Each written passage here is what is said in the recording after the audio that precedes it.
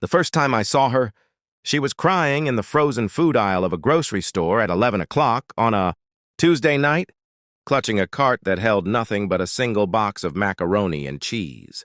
I pretended not to notice, the way we all do, grabbing my ice cream and moving past her like she was invisible. But something about the way her shoulders shook, the way she pressed her hand against her mouth to silence the sobs. It stopped me cold 3 steps later. I stood there, ice cream melting in my hand. And I made a choice that would change everything. Her name was Sarah. I didn't know that yet. I didn't know that she'd been fired. That morning from the nursing job she'd worked for 6 years. I didn't know her car had broken down on the way home, costing her the last $300 in her checking account. I didn't know her landlord had taped an eviction notice to her door, or that her daughter's birthday was in 2 days, and she had no idea how she'd explain why there wouldn't be a cake this year. All I knew was that she was hurting, and I couldn't just walk away. "Hey," I said softly, approaching her like you would a wounded bird. "Are you okay?" She looked up at me with red-rimmed eyes, mascara streaking down her cheeks, and for a moment I thought she might tell me to mind my own business. Instead, she laughed, this broken, hollow sound that made my chest ache. "Do I look okay?" I smiled gently. "Not really, no." That's how it started. That's how Sarah came into my life like a storm I didn't see coming, turning everything upside down in the best possible way. We stood in that grocery store aisle for 20 minutes while she told me everything. The words poured out of her like water from a broken dam, and I just listened. Because sometimes that's all someone needs, to be heard, to be seen, to matter to someone, even a stranger. When she finished, I did something that surprised even me. "Come on," I said, taking her cart.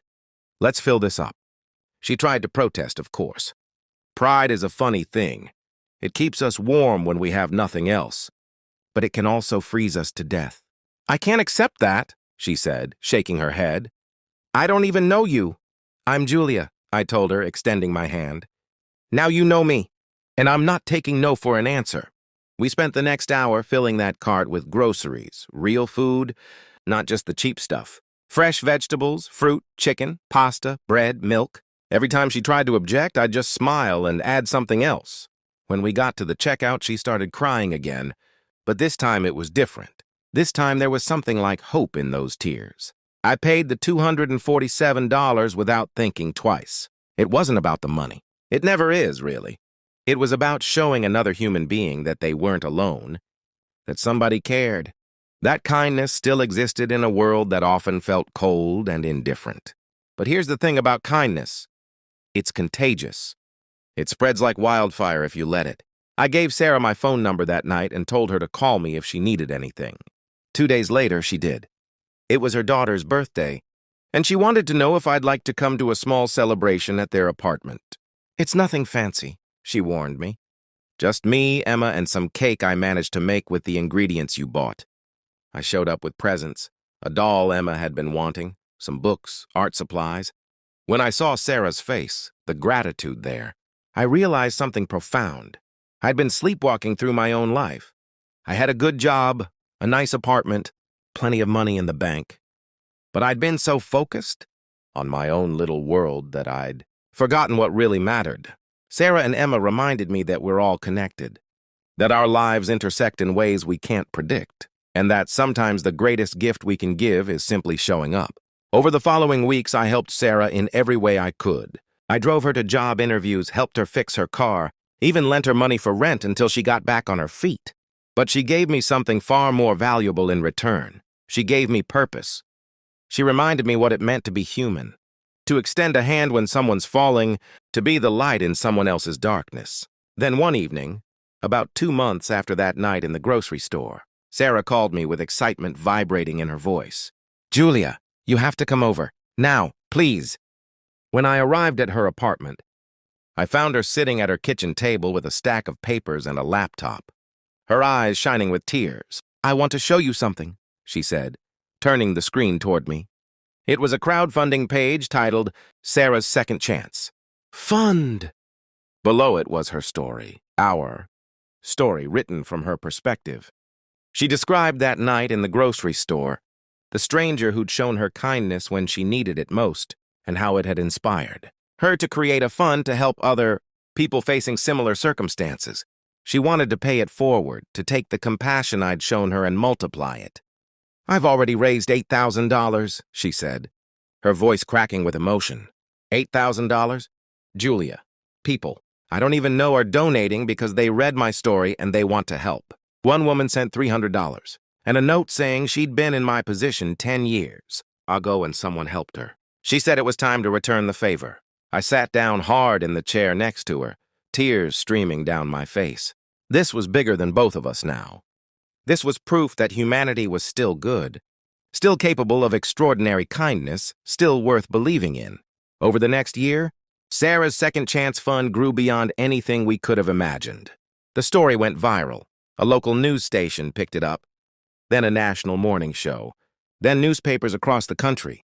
People were hungry for good news, for proof that compassion still existed. Sarah's fund helped 37 families that first year. 37 families facing eviction, job loss, medical emergencies, and other crises got the help they needed because one person decided to care and another person decided to accept that care with grace. But the most unexpected turn came on. The one-year anniversary of that night in the grocery store. Sarah organized a fundraising gala, nothing fancy, held in a community center with donated food and decorations. She'd invited everyone the fund had helped, along with donors and supporters. I showed up expecting a small gathering of grateful people. What I found instead took my breath away. The room was packed with hundreds of people. But that wasn't what made me cry.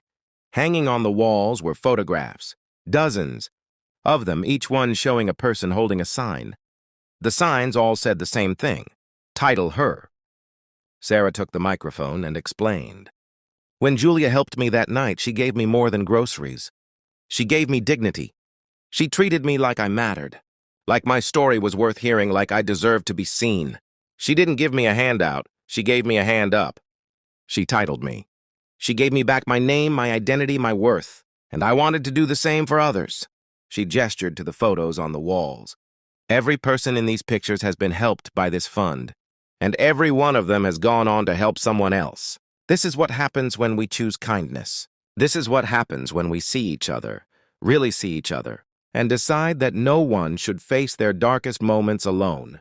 I stood there in that room, surrounded by hundreds of people whose lives had been touched by a simple act of compassion in a grocery store. And I understood something I'd been trying to put into words for a year. We all have the power to title someone. We all have the ability to look at another person, no matter how broken, how lost, how invisible they feel, and tell them, you matter. Your story matters. You deserve to be seen. Sarah and Emma are part of my family now. Emma calls me Aunt Julia. Sarah is the sister I never had. But more than that, they're a constant reminder that our lives are not our own. We're all connected, all part of something bigger than ourselves, all responsible for each other in ways we're only beginning to understand. The fund is still going strong. It's helped over 300 families now, and it shows no signs of slowing down. Every person who receives help is asked to do only one thing in return. When they're back on their feet, help someone else. That's it. No money owed, no debt to repay, just a simple request to pass the kindness forward. And they do. They always do. Because that's the secret about humanity that we sometimes forget. We're hardwired for compassion. We want to help each other. We want to make a difference. We just need someone to show us how, to remind us that our actions matter, that one person really can change the world, one grocery store encounter at a time. I think about that night often, how close I came to walking past Sarah, to pretending I didn't see her pain, to choosing the easy path of indifference.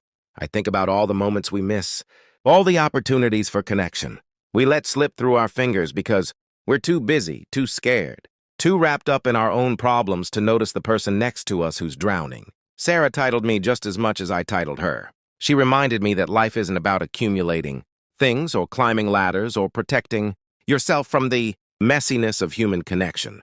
It's about showing up. It's about choosing compassion even when it's inconvenient. It's about recognizing that the stranger crying in the grocery store isn't a stranger at all. She's your sister, your neighbor, your responsibility, your opportunity to be the person you were meant to be. So now I pay attention. I look people in the eye. I ask if they're okay and actually wait for the answer. I buy the groceries, give the ride, make the call, show up at the birthday party. Because I've learned that these small acts aren't small at all. They're everything. They're what makes us human. They're what saves us, all of us, from drowning in our own isolation. Title her, title him, title them. Give people back their names, their stories, their worth. Remind them that they matter, that their pain is valid, that they deserve to be seen and heard and helped. Do it in grocery stores and parking lots, in schools and workplaces, in your own home with the people you love. Do it because one day you might be the one crying in the frozen food aisle, and you'll need someone to choose kindness. You'll need someone to title you, to remind you who you are, to show you that you're not alone. We're all connected. We're all in this together. And the only way forward, the only way through, is by reaching for each other's hands and refusing to let go.